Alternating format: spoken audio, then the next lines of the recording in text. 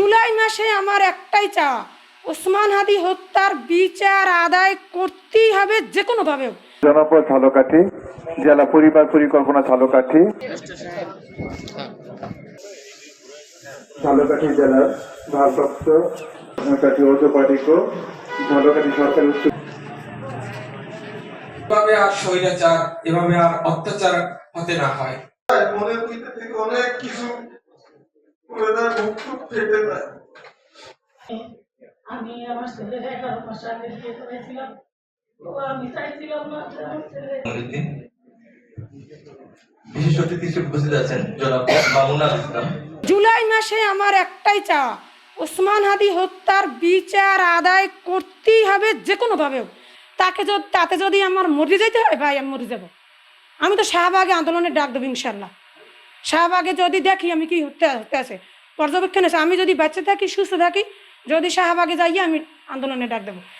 আমি চাই আমার ভাইয়ের হত্যার বিচার। ভাই আমি দুনিয়ার কিচ্ছু চাই না, আমার ভাই হত্যার বিচার লাগবে। আমার বেঁচে থাকার যে শেষ অবলম্বনটুকু এটু আমার হারাই গেছে। আমি শুধু ভাই হারাই নাই, আমি সন্তান হারাইছি, ভাই হারাইছি, আমি অভিভাবক হারাইছি, আমি বন্ধু হারাইছি। ভাই আমার কি আছে? আমার দুনিয়ায় কিচ্ছু নাই। আমি শূন্য, আমি নিঃস্ব হয়ে গেছি। তারপর কি সমস্ত পরিবারকে নিয়ে কি আজে বাজে কথাবার্তা।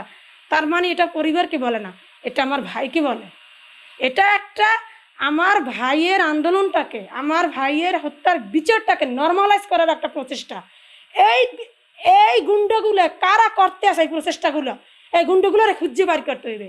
কারা কালচারাল সেন্টার ধ্বংসের পিছনে লাগছে, এই গুন্ডাগুলোর, এই মাফিয়াগুলোরে খুঁজে বার করতে হইবে। শুরু থেকে এই কালচারাল সেন্টার ধ্বংসের পিছনে বহু পায়তারা চালাইছে।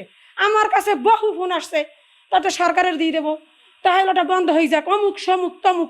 এইগুলো চলবে না ভাই, এই প্রোপাগান্ডা বন্ধ করতে হইবে।